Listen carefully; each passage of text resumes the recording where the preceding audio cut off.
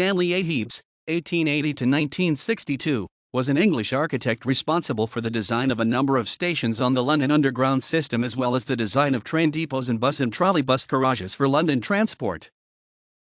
In 1903, Heaps became assistant to Leslie Green, the architect for the Underground Electric Railways Company of London, UERL, and aided him in the design of the station buildings for the Baker Street and Waterloo Railway, now part of the Bakerloo Line, the Charing Cross, Euston and Hampstead Railway, CCE and HR, now part of the Northern Line, and the Great Northern, Piccadilly and Brompton Railway, part of the Piccadilly Line, all distinctive with their striking red glazed terracotta facades and semi-circular windows at first floor.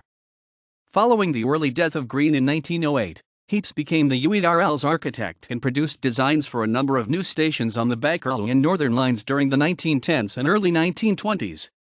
Heaps' first independent station designs were for the 4 new stations on the Bakerloo Line extension from Edgware Road Tube Station, opened in 1913 and 1915. Although not the first London Underground stations to be provided with escalators, Paddington, Warwick Avenue, Maidavale, and Kilburn Park were the first stations to be designed specifically for their use rather than use lifts as had the original Bakerloo Line stations opened less than 10 years earlier.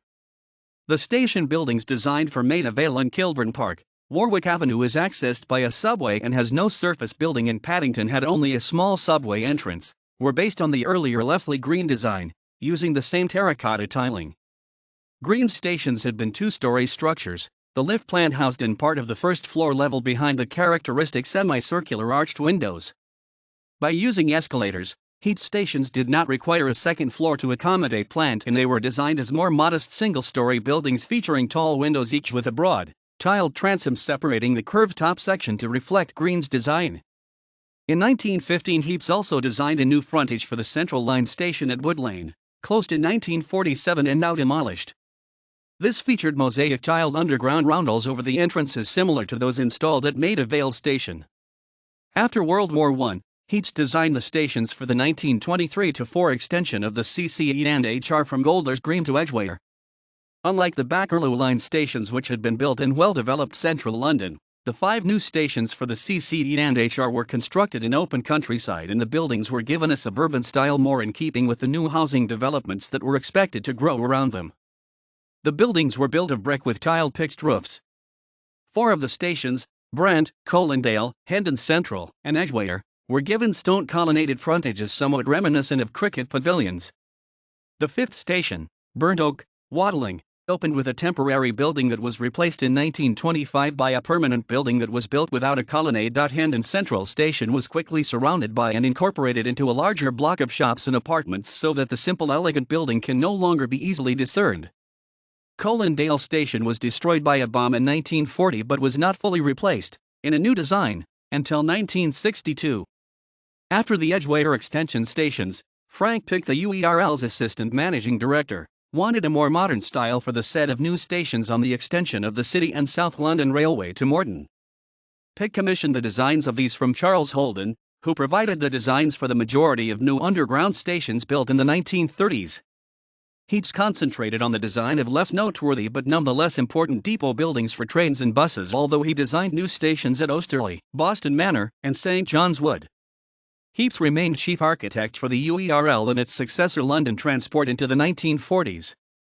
He worked throughout that period with the Underground's consultant architect, Charles Holden, on a number of stations including Hounslow West and Ealing Common. During the Second World War, Heaps served as Director of Construction at the Ministry of Aircraft Production.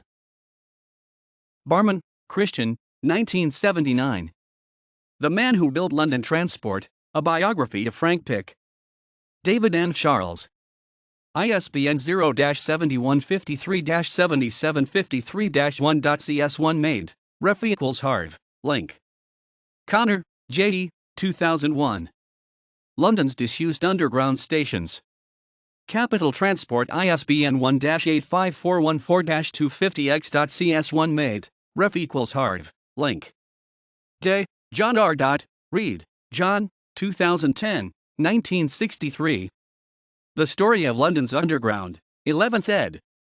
Capital Transport, ISBN 978-1-85414-341-9.cs1. Made. Ref = Harv. Link. Woolmer, Christian, 2005, 2004. The Subterranean Railway, How the London Underground Was Built and How It Changed the City Forever. Atlantic Books. ISBN 1-8354-023-1.cs1 made. Ref equals Harv. Link. Carroll, Adon, 2007. Charles Holden, Architect. Sean Tyas. ISBN 978-1-900289-81-8.cs1 made. Ref equals Harv. Link.